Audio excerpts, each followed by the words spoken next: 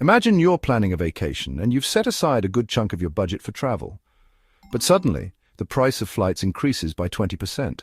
What happens next? Chances are you might reconsider your travel plans or look for cheaper options. Travel, being a luxury, is highly sensitive to price changes. This is a great example of elasticity in action, how much the quantity demanded of a good changes when its price changes. But not all goods are so easily influenced by price hikes. Think about food or electricity, essentials in our everyday lives. If the price of food rises, you'll still buy it, maybe just less of it or different types. The same goes for electricity. You might not be able to cut back on your consumption of it just because the price goes up. These are examples of inelastic demand, where quantity demanded doesn't change much when prices fluctuate. So, what exactly is elasticity? It's the term we use to describe how sensitive the demand for a good is to price changes. Specifically, the price elasticity of demand tells us how much the quantity demanded changes when the price changes.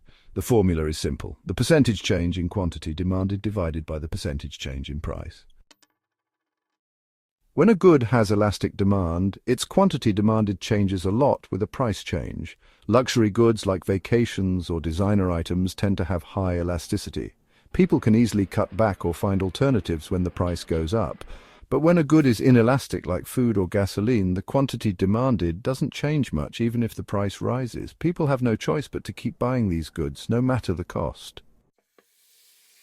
Take British beef as an example. If mad cow disease hits and the price of beef from the UK jumps, people can easily switch to beef from other countries or even choose lamb or chicken. So, demand for British beef is quite elastic. It changes when the price changes. But think about something like gas. If gas prices shoot up suddenly during a road trip, you probably won't just sell your car or abandon your vacation. In the short run, gas demand is inelastic because you don't have many alternatives to your current behavior.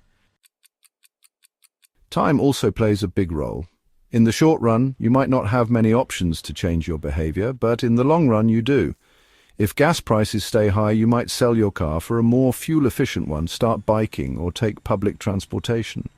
The longer you have to adjust, the more elastic demand becomes. In the end, elasticity is all about understanding how price changes affect consumer behavior. Luxury items and goods with readily available substitutes are more elastic. Meanwhile, necessities like food and utilities tend to be inelastic, especially when there aren't easy alternatives. And as time goes on, people tend to find ways to adjust, making demand more elastic in the long run than in the short run.